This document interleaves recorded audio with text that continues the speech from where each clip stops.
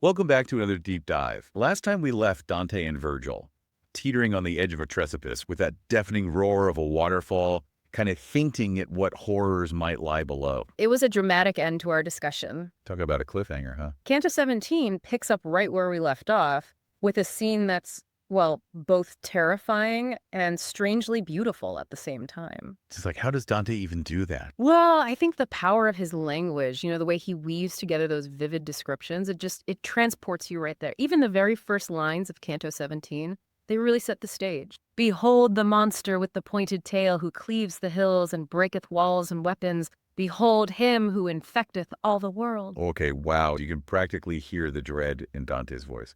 But who is this monster, this him that he's describing? That, my friend, would be Geryon. He's the guardian of the eighth circle. And honestly, his appearance alone, it's a masterclass in symbolism. So Dante paints this incredibly vivid picture. He describes Geryon as having the face of a just man, so kind and gracious, he says. He sounds harmless. Exactly. But then the twist, he goes on to describe this serpent body, hairy paws, a scorpion tail. Whoa, wait, what? You make it this contrast, this seemingly benevolent face and then this crazy, monstrous body. I think it's Dante's genius way of embodying the very nature of fraud. You see that outward appearance, that gentle face, it lures you in, it creates a false sense of security, like a con artist might. But then, bam, you're hit with the monstrous reality. The scorpion sting. All those elements, they're all symbols representing the truly destructive consequences of deceit. That's so insightful.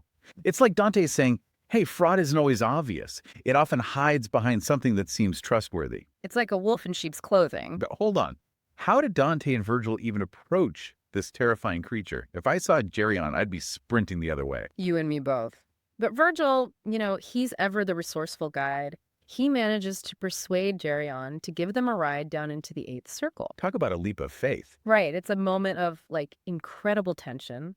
Dante even compares his fear to that of Phaeton, losing control of the sun chariot. Yeah, I remember that myth. Or Icarus plummeting into the sea. So some serious fear of heights going on here. But what's really interesting is despite this terror that Dante's feeling, he also feels this sense of shame. He doesn't want to appear cowardly, especially in front of her. He forces himself to confront his fear and climb aboard this monstrous creature. That's a powerful moment, right? This internal struggle, this battle between fear and courage. It's a recurring theme throughout Dante's entire journey. He's constantly confronting his own weaknesses and pushing himself to grow. Absolutely. Okay, so they're on Geryon's back. They're about to descend into this abyss. What's that experience even like? Well, Dante uses all these incredible sensory details. It's like he wants the reader to really feel this, to really experience it viscerally. Like what kind of details? He describes the wind whipping past him, the deafening roar of the waterfall below, and then the heat and cries from the depths of hell just getting closer and closer. Whoa, so it's complete sensory overload. Totally. And it's all designed to heighten this dread. You can practically feel the ground falling away beneath. But before they embark on this terrifying flight,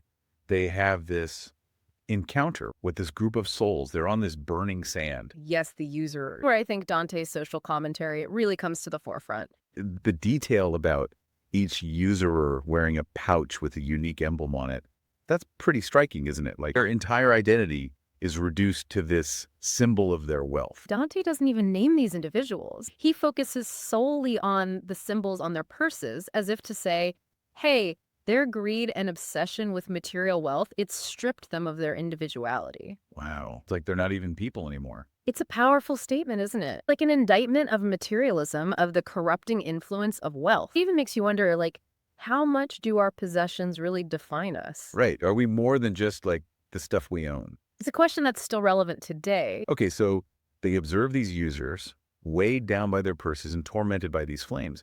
Do they interact with any of them? They do. Dante actually has this brief but incredibly telling conversation with one of the usurers.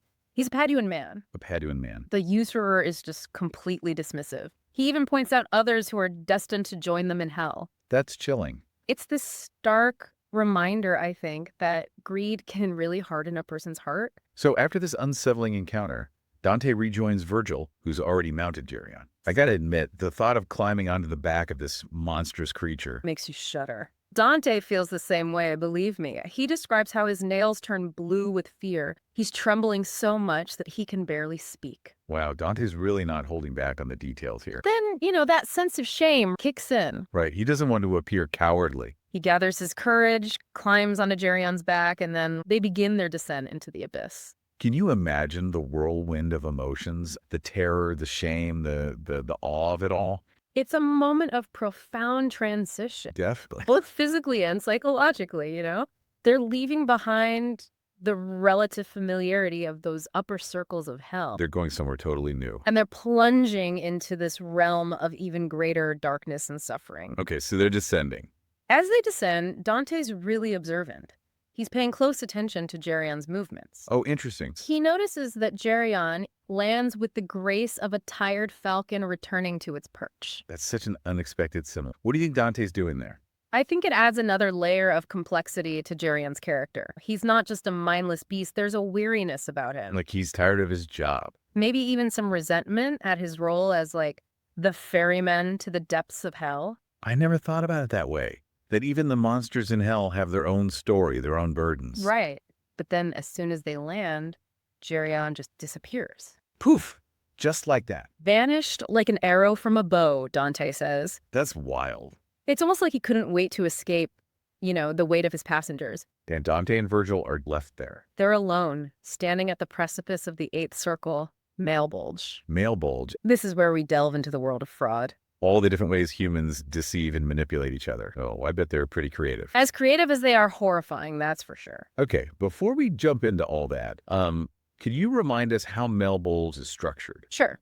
It's essentially a series of 10 concentric ditches. You could also call them pouches. Itches or pouches, got it. Each one dedicated to punishing a different type of fraud.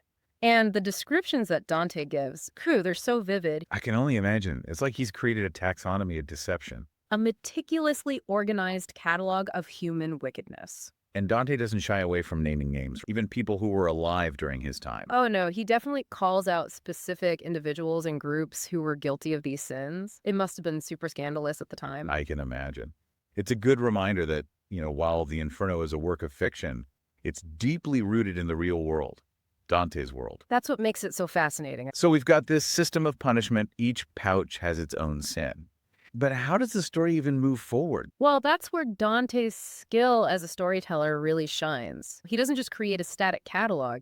He creates these encounters, these moments of dialogue, of interaction that push the story forward and reveal deeper layers of meaning. Give us an example. Okay, so think about that encounter with the usurers. He could have just described them as a faceless mass of souls suffering for their greed. Just a big group. But instead, he picks out one specific usurer, the Paduan one, and gives him a voice, a personality. And that short exchange, that glimpse into his hardened heart, it tells us so much about the corrosive power of greed. Yeah, it's like a warning. It's like saying, hey, things are about to get a lot darker and more disturbing. Okay, so we've got these encounters, and they're not just about sin. They're also about showing how complex people are. The sinners we meet, they're not just one-dimensional villains, They're complicated individuals with their own stories, their own motivations, even moments of vulnerability. It's a nuanced exploration of what it means to be human. Right. And through those choices, through the actions that these characters make, that's how Dante defines sin, isn't it? Right. It's about turning away from love, from goodness. From God.